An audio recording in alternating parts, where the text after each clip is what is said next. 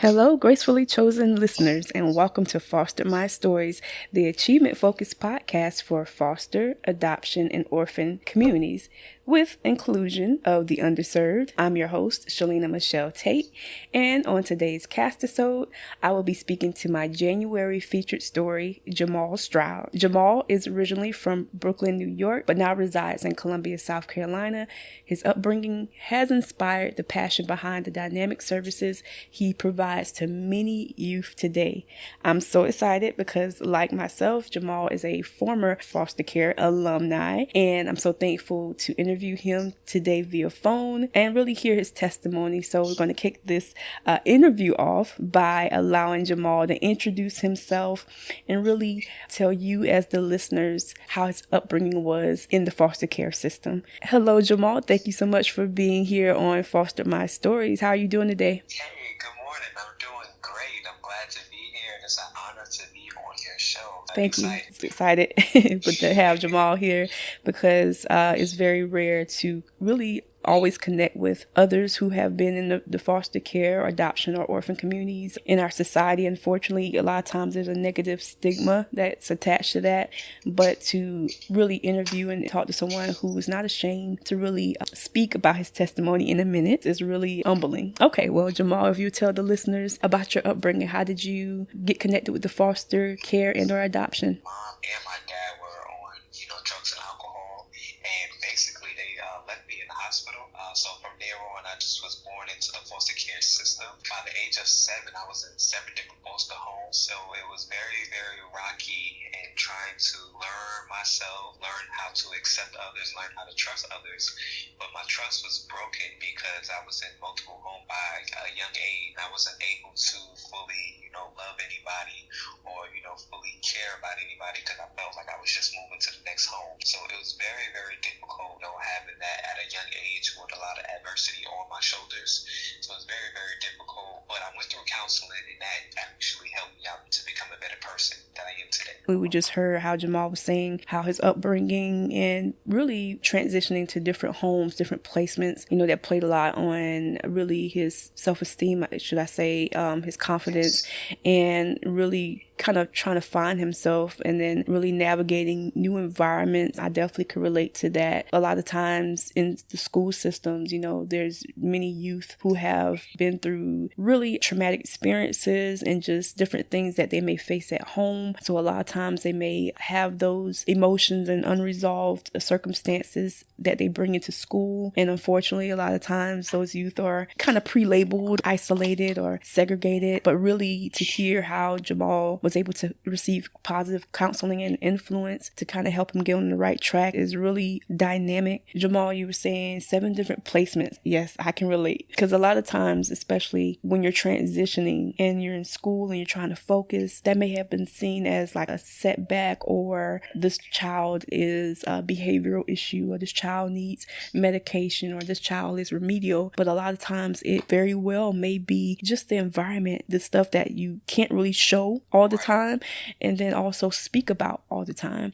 Jamal, for the listeners who don't know, I read your backstory. Your transition through the foster care, were you there with different foster families, or did you reconnect with family? How was that experience for you? That experience was unique in its own self. So I know multiple times I was with, maybe, Caucasian family one time, African American family another time. So I was kind of bounced around. But my aunt, the unique way how she found me was my brothers was placed with my aunt. So I guess the caseworker was like, hey, they have another sibling out there. After she got one sibling, then the caseworker said he got another one. And then there was another one. So that's how I kind of got put with my aunt. And later on, she did adopt me. So that was a great closing story on that part. But that doesn't, end the journey because I was still dealing with those issues on being accepted by, hey, how long would I be here? The other family told me the same thing. Hey, this is going to be your forever home, and I'm still getting moved out. So I always had that, just always looking over my shoulder. It was very hard to kind of transition and actually come to peace to say, like, hey, this is my actual home. And I never knew how long it was going to be, so I just tried to make the best of the situations. Just listening to Jamal expound on that is so true. When you're being placed in different environments, different families and situations. You're not really sure how the environment's going to be. You're not really sure if you'll be able to fully connect with the other youth that's there or the foster parents that's there. From different places, you're not always fully understood. Just to hear Jamal expounding the fact that, hey, he ended up with an aunt. The effort is to find the best care, and family members are the first one that DSS or the courts will try to reach out to. And then, unfortunately, if there's not really a stable situation within the biological families, then the child or children will be placed in the assumed best situation. But to hear Jamal say that he ended up with an aunt and then his brothers, I commend whoever that social worker was, because a lot of times the siblings don't get the opportunity or the luxury to be placed in the same foster home. A lot of times it's a preference of the foster family. They may just want one child, or they may want a younger child. And so it's really a preference for the foster family. But to hear Jamal say that his aunt stepped up in that role and embraced them as brothers to come in her situation, I commend as well, right? You may be a biological family member. It's called in-kind foster care, where the child don't have to necessarily be separated into a stranger's home, but you yourself may want to step up in that role of being their foster parent. And so definitely you have to reach out to your local Department of Social Services and any really local organizations that can help you for that transition. Commend the fact that Jamal was there with his brothers, but he also said something key. Even though he was there with an aunt, and yes, he was there with his brothers, it was still that moment, and those moments of like trying to still fit in, try to still belong really, and find himself. Jamal, how long were you there with your aunt, and did you transition to like through high school, graduation? What was your situation? Yes, I transitioned from elementary through high school there, so it was still trying to, learn myself, and also I was in that realm of, like you just stated, trying to fit in, because I didn't want to not fit in, and then they say, hey, he's not a good fit, let's get him out. Yeah. And thinking as a child, think like, okay, I'm not here for that long, so let me try to do my best. Yes. So it was like I was trying to be perfect, but nobody's perfect. Yes. So there are many times where I failed and things of that nature. My aunt reassured me like, hey, this is, no matter what happens, this is what it's going to be. You're going to stay here with us. So just having that reassurance, took a lot of pressure off of me. And like I said, multiple times I failed trying to fit in, trying to be perfect, trying to get the best grades, trying to do these things. But come on, with all of that stress and all of that trauma on you, you're going to kind of not succeed with that. Yes. So she helped me out a lot. It wasn't always perfect. I'm not going to sit here and say, hey, it was the perfect, almost ideal. No, but it was perfect for me, because the situations where I came from was getting moved from home to home, and this was more of a stable aspect for me. So I didn't get the finer things, while I was at the house, but stability, that's all that really mattered to me at that time. That's key, what Jamal just said, that he acknowledges he had some desires for certain things, but because of his living situation, he wasn't always afforded those things that he desired, whether they be really to fit in. But he said a key thing, he had stability. He was able to find stability with his aunt, and that really is key, especially when you are transitioning through the foster care, the adoption or orphan communities, and really the underserved communities. The key really to progression is stability, and a lot of times we don't have that in communities or in any role models. But for Jamal, I would love for him to expound on how basically transitioning from his aunt propelled him into adulthood, and then from adulthood, what discoveries did you make in order to blossom really into adulthood? Okay, well, that's a really great question. While I was with my aunt, like I said, I appreciate everything that she's done for me, but like I said, it wasn't always perfect. Yeah. And she had, two other boys, so it was three boys at the house. My oldest, he was a teenager, so teenagers do teenager things. Yes. Yes. And my younger brother, he was kind of struggling at school with behavior, so of course the middle child is kind of left to himself a lot. So that being said, I was kind of like the black sheep of the family, because she felt like, as long as I did good in school, like everything would be okay. So a lot of the time the attention really wasn't on me, because I was doing okay in school, but my oldest brother was, causing problems. My younger brother was causing problems, so I was just kind of, sat in the middle. So that worked on me as well. because a lot of time I wanted to have the finer things, or I wanted to have the Jordans or the new bike or the new wrestling toy, but a lot of times I couldn't get it because we didn't have that financial piece. Yes. Or if we did, it would kind of go to my older brother or go to my younger brother and everything. And it was one particular story that really shaped my life. I was in 4th grade, and there were these brand new Jordans out, and I wanted them. My oldest brother got them, and my younger brother got them. So aunt told me, she said, I'm not going to get you them. My school was going on a trip to Washington, D.C., and I went on the trip instead of the Jordans, and I felt that really opened up my eyes, and it allowed me to see something more than just Brooklyn, New York, or more than just New York. It actually opened my eyes to see that the world is much bigger than the 4 corners of my apartment. Yeah. So from there on, I was like, man, Jordans is good, but if I would have picked the Jordans over the trip, I would have never had that experience. Yes. So that was something she probably didn't mean to do, but it just happened like that. And I was like, wow, I'm glad I had that experience. Not to speak bad on my brothers, yes, of course, but they still are in New York. They didn't leave New York and everything of that nature. Yes. So that story right there was set me up for my future on,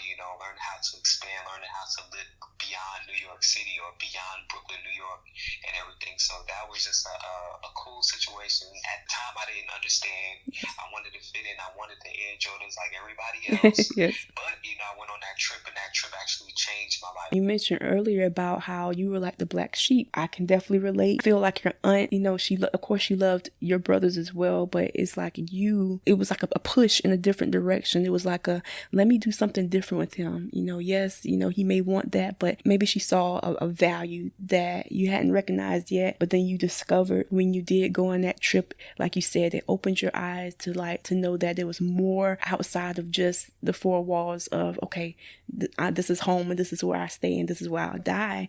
This is opportunities outside, and I'm imagining your adventure on that trip, and I could just imagine you were like a kid in the candy store. Am I saying that right? Yes, because a lot of times, especially when we are in those situations, especially with the transitions, and then for you in home with your aunt, your brothers, yes, you want to fit in, but I can imagine that trip was almost like an escape to a new discovery. That's very valuable. And anyone listening, especially prospective foster, orphan, adoption, underserved families and parents, or you're wanting to be, those moments, I hear this a lot, especially with youth, hey, I got everything I wanted, but hear from their perspective, like, I just want that time. I just wish they had time, and they'll spend time with me, or I wish there was more. And for you, Jamal, that trip was the more. So that's a valuable lesson, parents and listeners, that it's not always about the getting everything you want, which is nice. A lot of times we do want stuff, but those memories, those moments, those adventures, as I like to call them, make lasting impacts and impressions. That's awesome. Jamal, when you returned back, did that propel you to want to kind of change up your atmosphere or make a shift of any kind, or did that come later on?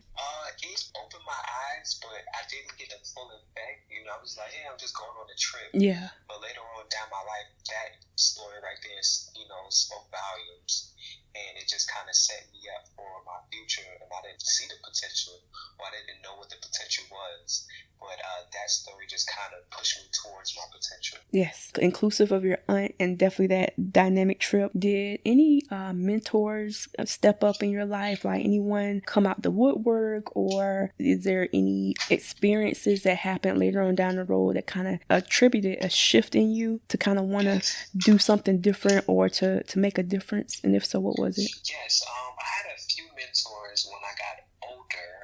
One mentor, his name is Jerry, and the other one Dwayne, both in my church.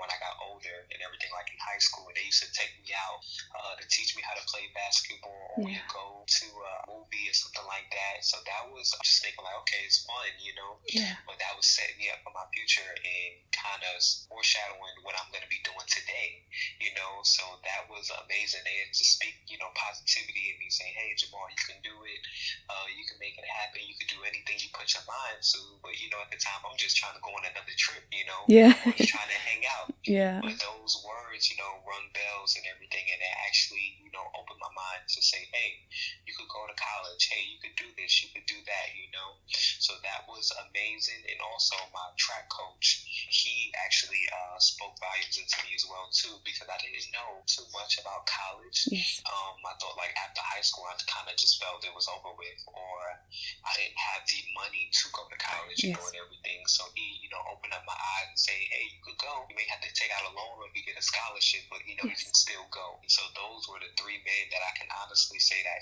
rung bells in my life. But there are other men, in my past as well too that I can't think of right now.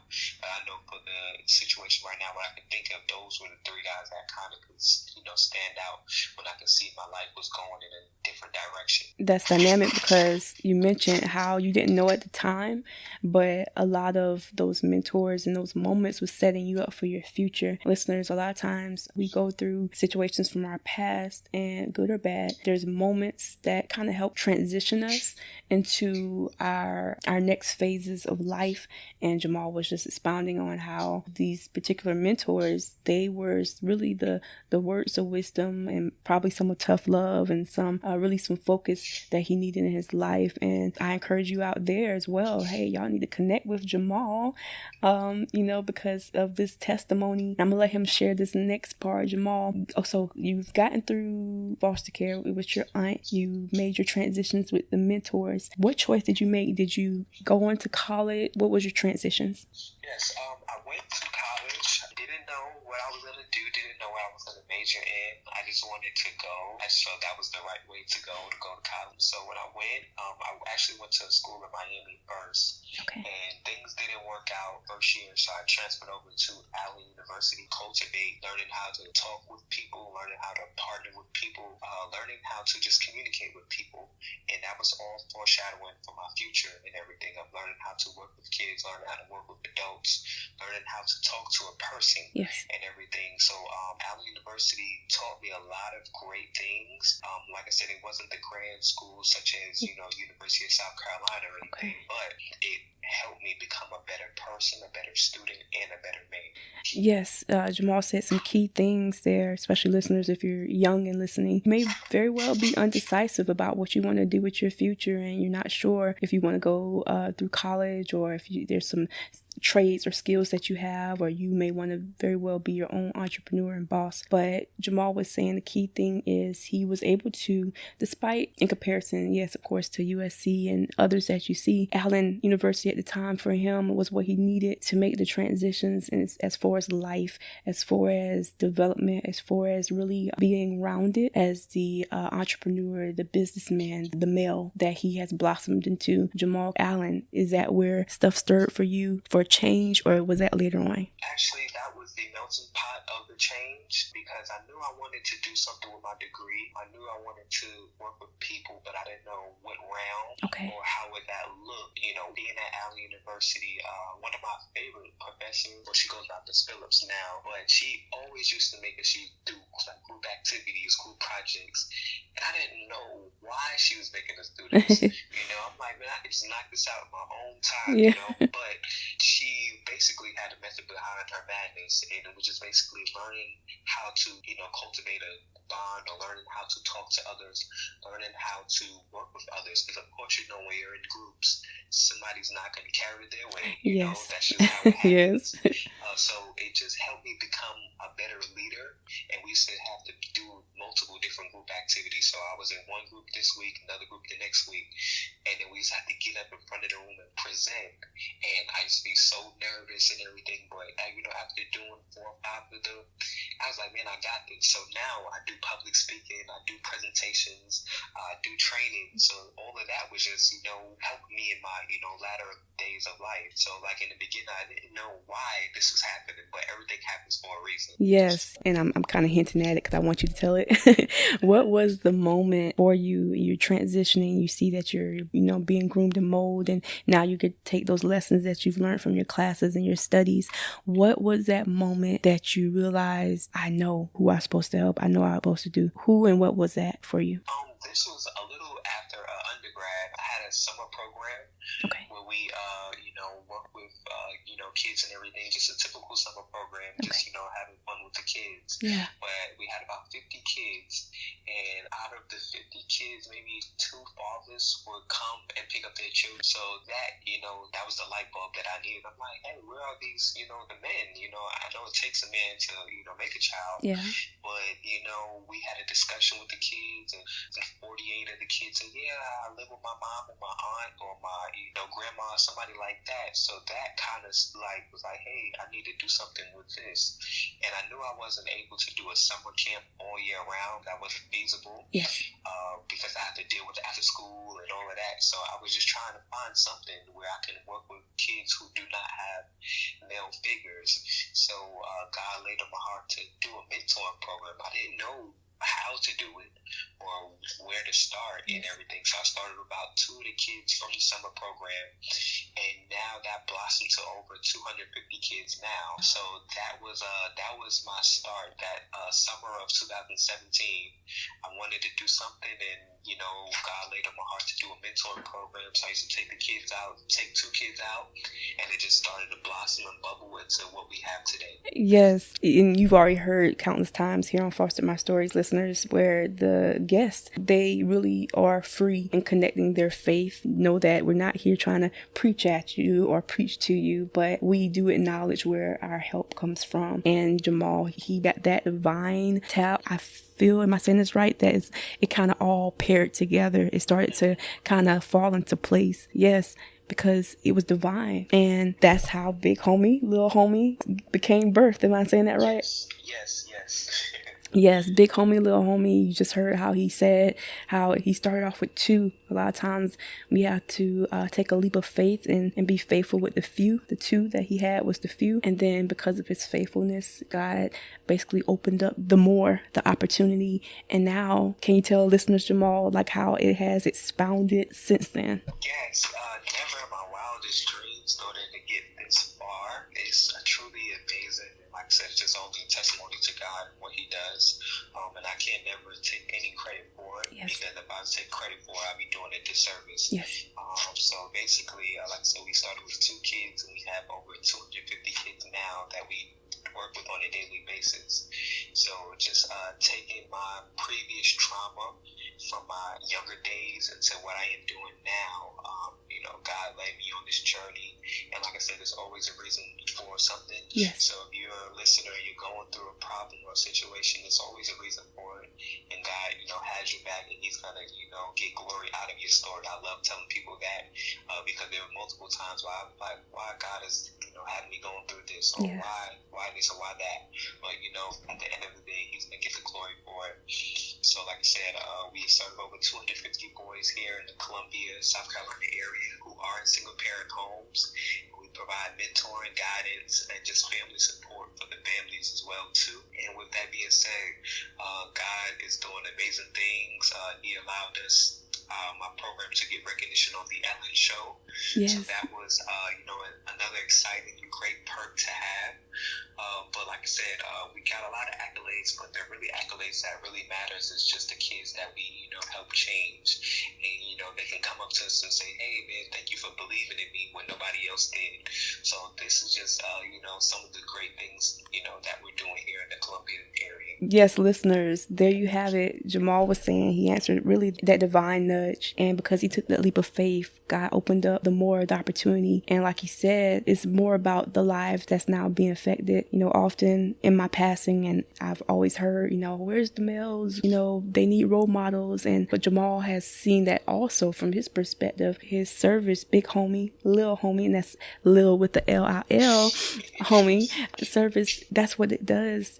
It basically meets those young males right where they are. Jamal and his team is not trying to replace their fathers, but to really stand in the gap as an intercessor, as a mentor, as a friend, as a big brother, and really help those youth right where they are. That goes back to what I said earlier, listeners, about how students in school are often, especially from the underserved, tend to have labeling and behavioral issues, or really labeled as behavioral issues. And it's not because they're bad, It's not because they're awful. A lot of times it's underlining reasons that may stem from home or the lack of a positive role model, and in most cases a father figure that is really stepping up and helping them right where they are. But Big Homie Little Homie is standing in the gap and stepping up to the plate to do just that here in Columbia, South Carolina. Jamal, is your program open for new mentors? And if so, what's the process? How would anyone wanting to be a mentor in your program be involved? Yes,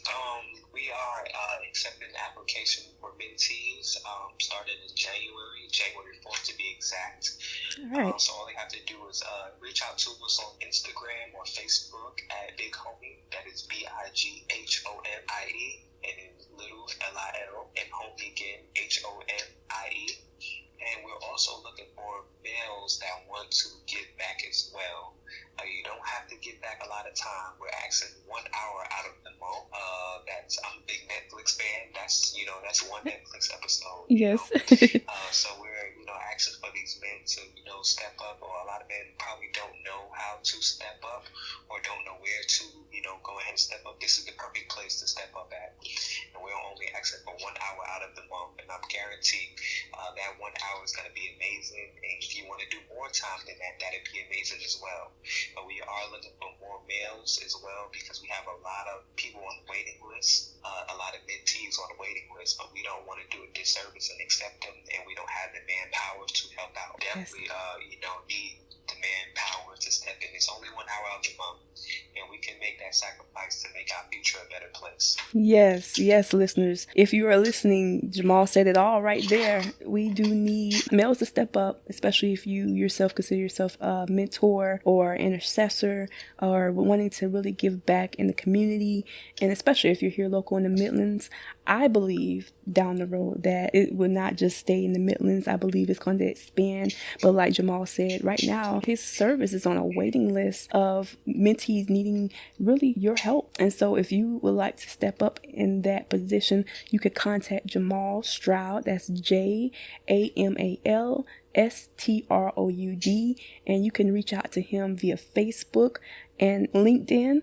But also in reference to his service, Big Homie Little Homie, you can reach out at Facebook and Instagram and connect with him if you desire to be involved. You may be retired, you may be someone's granddaddy, you may be an ex-coach, whatever your thing is. Don't feel as if you have to have all the credentials in the world. We just need your time, energy, effort, and really your tough love to step in and really give an hour of your time to this program. That in itself is a gym workout. That's a sit down to a meal time. That in itself is hanging out with the buddies. It's easy. And so definitely, if you enjoyed listening to Jamal Stroud today, as I have enjoyed interviewing him, please connect with him once again, Jamal Stroud, via Facebook and LinkedIn, or connect with him on networking and his service, Big Homie Little Homie, which is impacting countless youth here in the Midlands in Columbia, South Carolina. Jamal, what is the age group for your service? 6 to 16. 6 to 16. Yes, that's perfect, because right at age 7 or approaching age 7 is when many of the youth and students enter or prepare for the second grade. And that's the pivotal time, especially in schools where they get tested and a lot of times, unfortunately, misplaced. But having a fresh start with Big Homie Little Homie can meet your child right where they are and help them prepare to transition out from 16 into adulthood. And so I encourage you to connect. Jamal, is there any projects that you are working on as well, aside from your mentoring program? Is there anything in the works that you are working on? Yes, we have our family ball that's going to be March 13th. Tickets are $5. So we're excited about that. It's just a night of encouragement for the families, because I know a lot of times family time can be stressful. So this is just a way to get refilled of that hope and get refilled with that love. And a lot of people may feel like they can't make it. They can also donate a $5 ticket as well too. So more information on our social media. And thank you for allowing me to be on your podcast. This is just the beginning. I see so much in your future. Thank you so much again, and I'm truly honored to be on your podcast. I'm grateful for that, and I thank you for really taking the time out of your busy schedule to be on here. Before you go, Jamal, is there any words of wisdom you would like to give to any of the communities that we've talked about, or anyone wanting to get involved? Yes, my 3 phrases is love. Well, you're loved, you're valuable, and you're precious, and that goes a long way. Even if nobody never told you that, or you never heard it, or if you haven't heard it in a long time, say it to yourself in the mirror: I'm loved, I'm valuable, and I'm precious. I tell myself that all the time, especially when I need it, and that gives me the next motivation to do whatever I need to do. So remember, you're loved, you're valuable, and you're precious.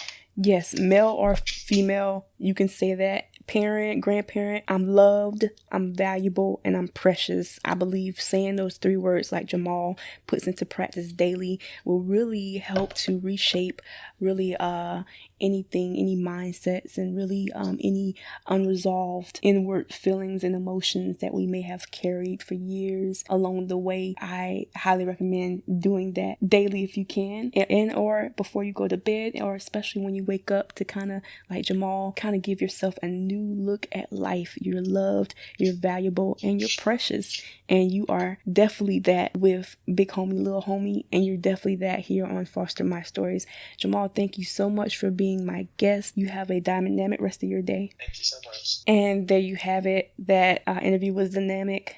Talking more in depth with Jamal was very inspiring. Despite the struggles he faced within his upbringing, he is now able to really pour back into the lives of countless male youth.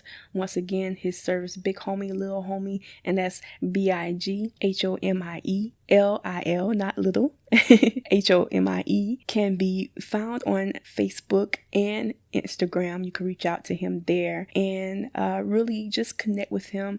Especially, I admire the fact that he discovered his purpose niche in mentoring youth males, because, often through the underserved communities, male youths get overlooked or always are assumed to be strong, or have been told that you have to be strong because you're a male. And as we have heard and often see, that's not always the case. And especially despite stereotypes, males need positive role models as well that aren't afraid, like Jamal and his team, to be real and to also meet them right where they are. Once again, if you enjoyed listening to Jamal and would like to network, you can reach out to him via Jamal Stroud. That's JAMALSTROUD, and he is on Facebook and LinkedIn.